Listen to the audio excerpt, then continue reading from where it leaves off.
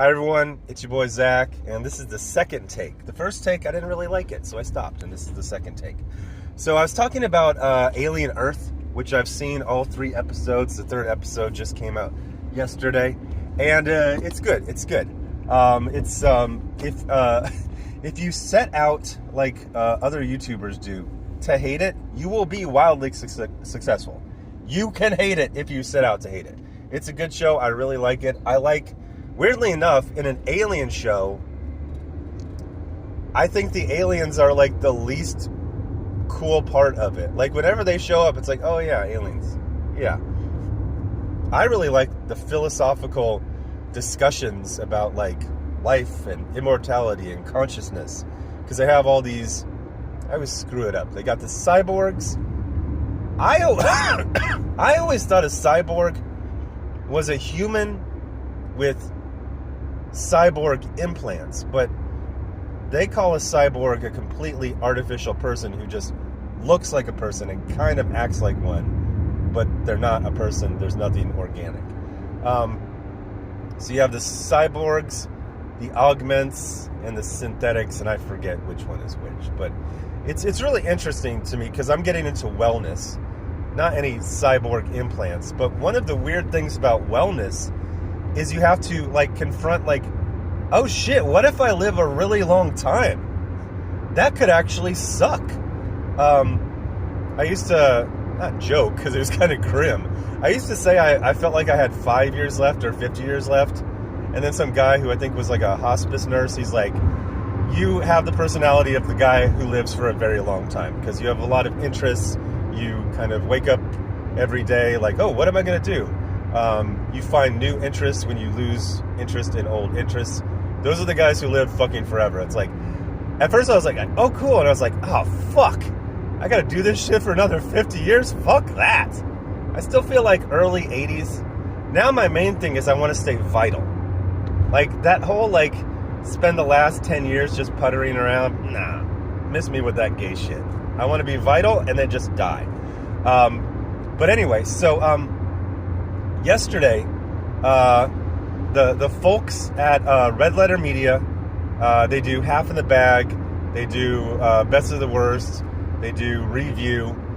Mike Stacklasa, Jay Bauman, and Rich something. Rich, what is Rich's name? Evans. And I've been watching their show since, forever. Like 15 years. When they first did they did like a 2-hour review of the Phantom Menace that went viral for 2009 or whatever.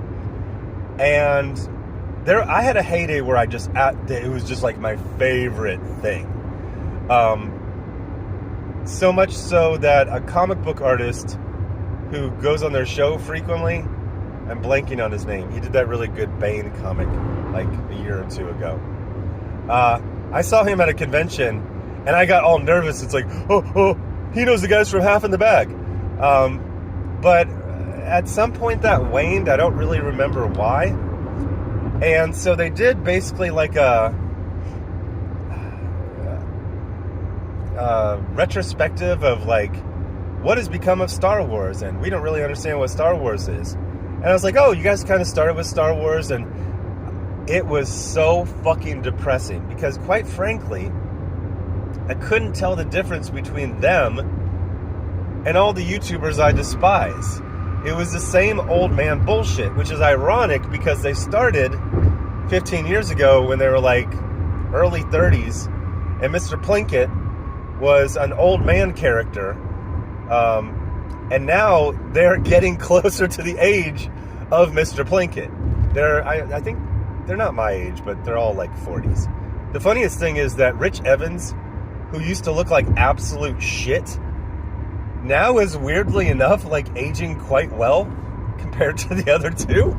But anyway, they started talking about Star Wars, and it was Mike Stacklasa playing the Mr. Plinkett character, which is weird because when he's on screen, it's Rich Evans, but when it's voiceover, it's Mike Stacklasa. And it was like a nerdrotic video. So Nerdrotic just did a review of Alien of Earth, where he set out to purposefully hate it, and he did. And he started doing this thing where it's like, it's a prequel to a sequel to a midquel to an inquel to... It's like, we understand franchises, assholes. It's not like the craziest thing in the world for there to be multiple instances of a we will figure it out. It's not that confusing. Then they did the same thing. It's like, there's Ahsoka, there's this, and it's like, okay, what's the fucking point? There's a lot of things. You don't go to the grocery store, it's like, why is there more than 8 things here? Yes, we understand. When it first started, there were less things, and now there are more. You have, and I was watching it with a friend, and it's my friend who got me into playing Jedi Survivor, which he's played like 8 times, or no, like 9 times, all the way through. I'm on my first playthrough, and I like it a lot. It's like my end of the day, because it's not a game where you can just kind of like dip in. It's not like Battlefield where you can just play around. Like, you're going around, you're looking for things, you're solving puzzles, you're fighting, so you kind of gotta like dedicate like at least like a half hour to every time you play it. So I wait until the end of the day. And I also have to wait to the end of the day to watch Alien Earth because it's so fucking dark. When I try to watch it during the day, I can't see anything, even with the blinds closed and everything. But, so they're talking, and it starts off, it's like, you know, it's kind of like nostalgia, like, you know, like George Bush, Obama era nostalgia. It's like, oh, I remember when I first started watching these guys. And then, like, he's doing he's kind of like setting it up. Okay, where are you going? And then it was just shithead YouTube 101. It's like, the worst one is he did the same shit that Wes did like a couple days ago. Wes from Thinking Critical, where he did a video where he said the success of the Absolute line is destroying DC because the mid-card books aren't selling as well, which is insane. And then he's like, the problem with Andor is good, and that's bad. I'm like, are you fucking kidding me? And it's one of those things where a lot of times I'll be, you know, a friend of mine will like send a clip. It's like, check out this shithead. And I'm like, fuck. And he's like, what? And I'm like, I can hear my own influence on him being repeated back to me. Now, it's always like 2017 era, but it's like, those are my phrases. He's using my phrases that I invented. He's using bits. Like, and he's a complete asshole. Like, I feel responsible for this. And he's like, yeah, you know, if it wasn't you, it would have been some other person. There was kind of lots of people doing this, and it's like, yeah, but it's kind of me. But one of the things when I was kind of going back to rewatch, because I kind of started watching Half in the Bag more recently, and I noticed the same thing I complain about all these YouTubers I despise, that these guys that I really like, not only are they doing the same thing, but they've been doing the same thing. Everything's bad, everything... Well, they don't complain about woke. They actually complain about people who complain about woke. But it's like, at one point, he's kind of going through, like, the prequels, which those guys just are utterly savage. And it's weird because the prequels are held up basically in esteem right now. But when they came out, and for like a decade afterwards, the Gary types just made it fucking miserable to like that. Oh my god, you like the prequels? Dexter Jetster. Okay, what is wrong with Dexter Jetster? His name is Dexter Jetster. Yes, it's a silly name. This is the same, like, we had a character named Greedo in the first movie. Chronologically in release, not in the timeline. Like, what's the point? And it was this nerd bullying of other nerds. And they kind of invented it, or they perfected it. Because he's going through the prequels, and he's talking about, you know, these were maligned, but a new generation has discovered them and liked them, and older generations have reevaluated them. And then you're kind of like waiting, and he goes, and they still suck. And he was in character, but you got to watch the show to be able to tell when he's saying things as a character and when the character is saying things that he believes. And it was very clear that he still hates them. These movies that, I will say, Phantom Menace, it's rough. I tried to rewatch it a couple years ago. Very, very open mind. Like, hey, man, just, okay, we understand that Anakin has a backpack that's literally from Walmart in one scene. Like, they didn't do anything to it. It's just a Walmart backpack. Let's just, yeah. Oh, yeah, it was pretty rough. There is good stuff in there, but it is pretty, it just doesn't work. But they had the Revenge of the Sith in theaters a couple months ago. I went to go see it. It was very blurry. At first I thought it was, I thought a couple things. First I thought the camera was not in focus. Then I realized that it was. And I was like, this thing is really low resolution. Is this like a,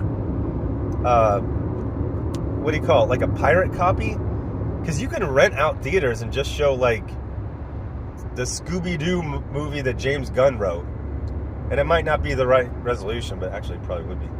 But no, it was just, I guess that movie was not as sharp as movies are now. But like, it was good. It was really freaking good. Still had those excesses, you know, the lava fight on, what was that, Mustafar, with like the silly, like robots scooping lava. That still doesn't work. But overall, the thing I noticed though, I think I did a video about this. Sympathetic for Anakin. I never noticed, and I've seen that movie dozens of times, I never noticed that he just constantly goes to people for help. And every person he goes to either ignores his trauma of being a slave turned into a child soldier, and they just say, they either talk about their shit, or they're like, hey, can you go spy on this guy? It's like, motherfucker, this guy needs help. And he keeps asking for it over and over and over again. And all his friends and allies and teammates just use him as a weapon or a tool. They never treat him like a person, ever. Although me and my friend had a side conversation, and we're like, when did Anakin get a sense of humor? Like, he told like some jokes, but they weren't really funny. But Vader is funny. Like, Vader is almost silly in his use of humor. Don't choke on your words, Admiral. It's like, what the fuck? Aren't you in constant pain? Like, constant excruciating pain? And you're the funniest guy in the room? What is that?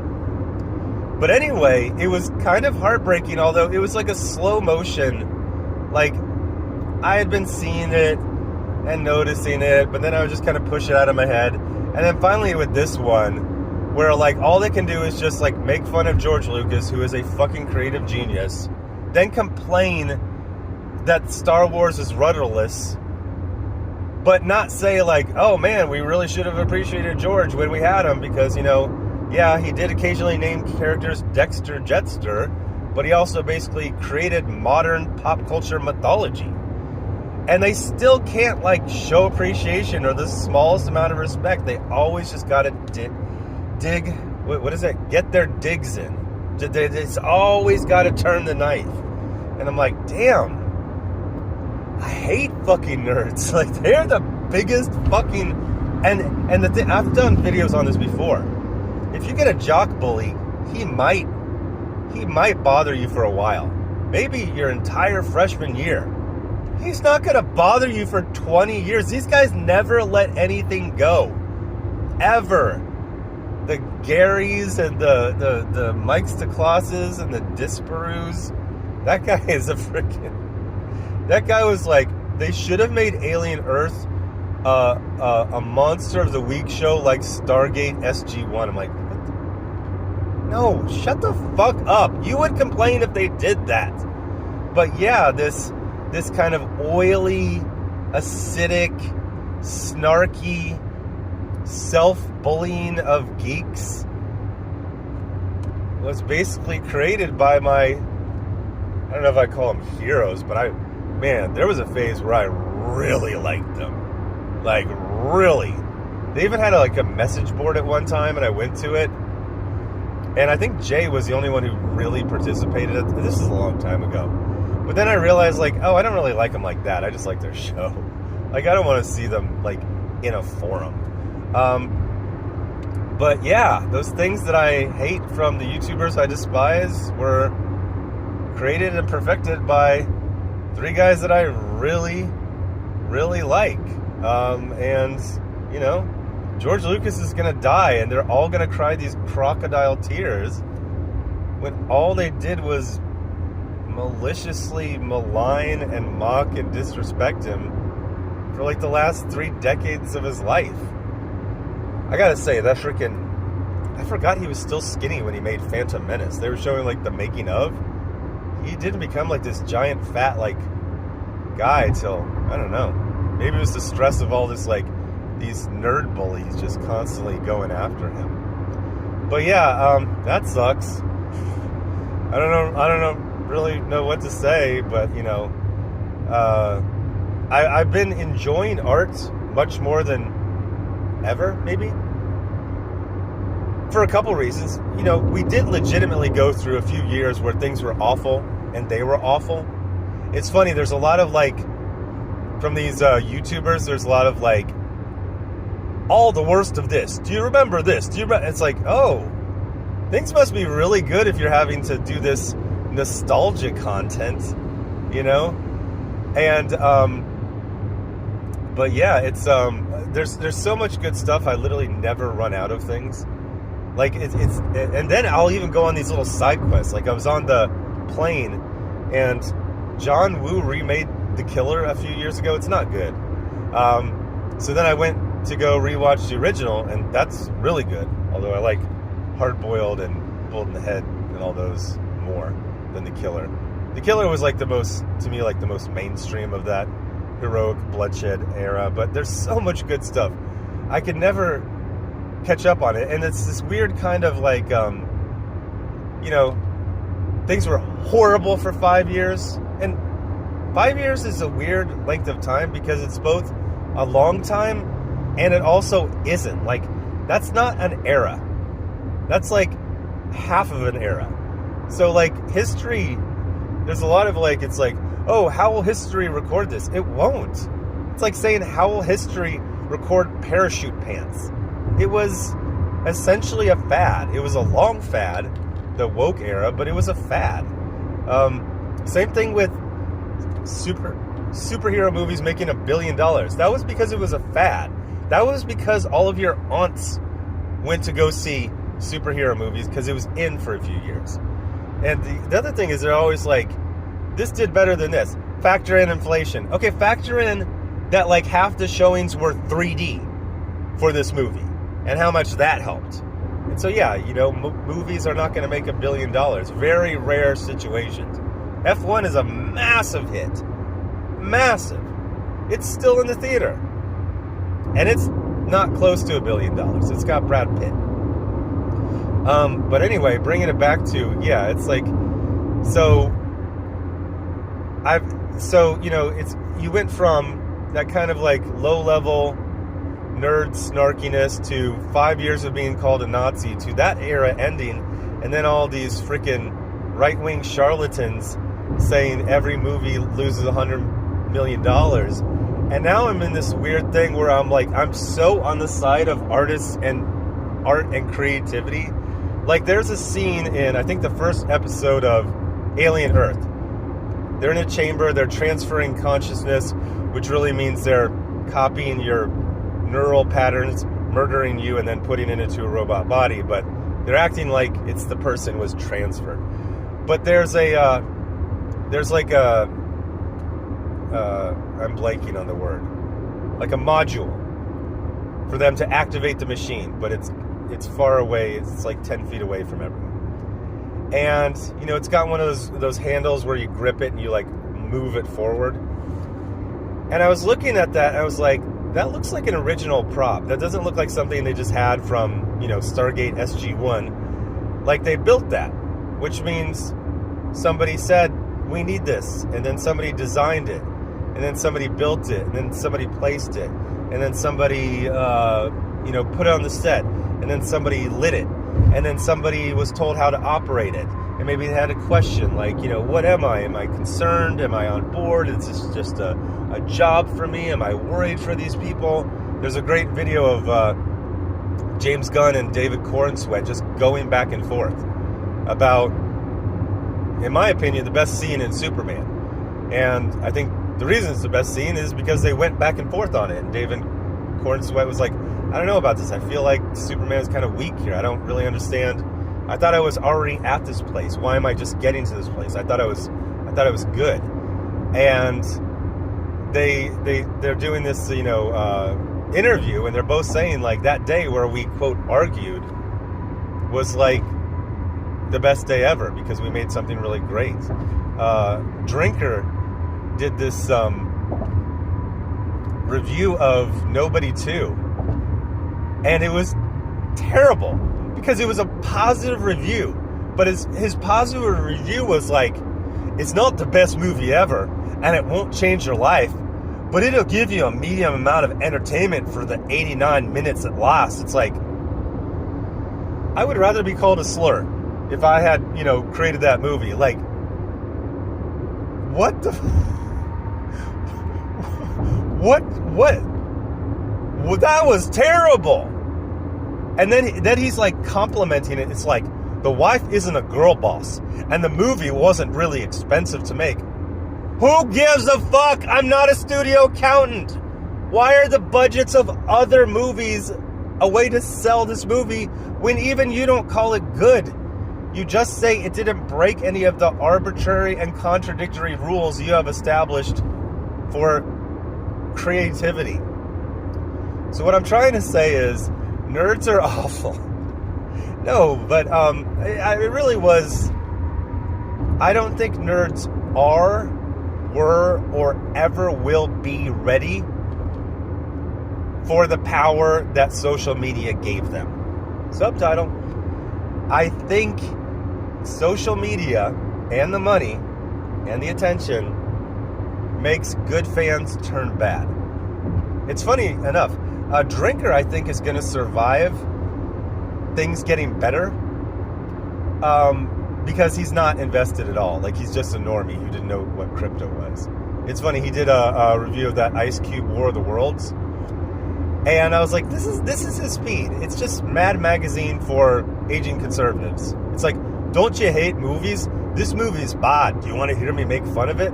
By the way, his making fun was not creative. It was just like basic bitch freaking sarcasm. But there's a bunch of middle-aged sad sacks who just want to hear everything's bad. So there is a market. But can we be better?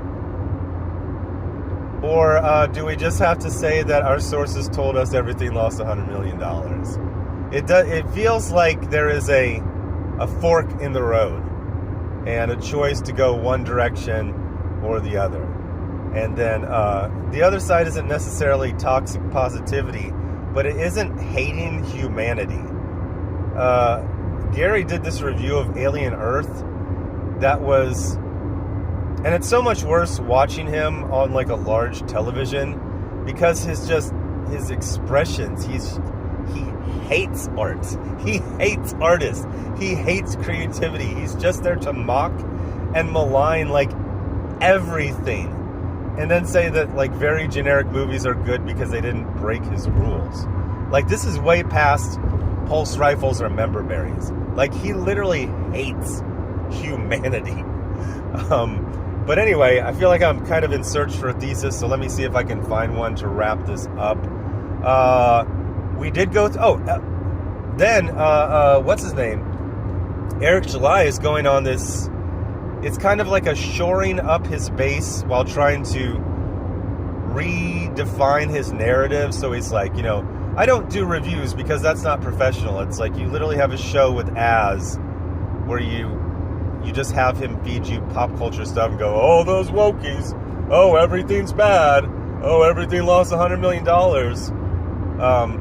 So, shut up. Then he's like, I'm not into conflict marketing because, dude, you literally started your company saying you were going to moonwalk on the dead careers of mainstream pros. Like, shut the fuck up. And then he did this other one, which is like, comics should be fun. And he never sells his own comics as being fun. He sells them as winning. He sells them as like, man, if you if you buy my book, Heather Ontos will get bacterial vaginosis. Yeah. Like, they literally just market stuff on this will bother someone else. And if you buy this, and if you give me money, we are winning. What are you winning? A terrible comic? You never sell your stuff on being fun. You just sell it as the numbers that are good, and you hide the numbers that are bad. So once your backer count plummets, you just stop mentioning it. You just mention the total revenue, which includes add-ons. But anyway, I just want to reiterate that I think loving art is back, that it's in, that it's punk rock, that hating everything is just for sad sack fucking losers. There's a fork in the road. Either you're watching this shit ironically or to laugh at it, or you are a fucking loser. You're just a sad. There's this great meme where it's like, there's this girl and her little brother. The little brother is terrified, and like 6 feet away, there's a rabbit just doing nothing, just eating. And it says, conservatives over the kids, the terrified one.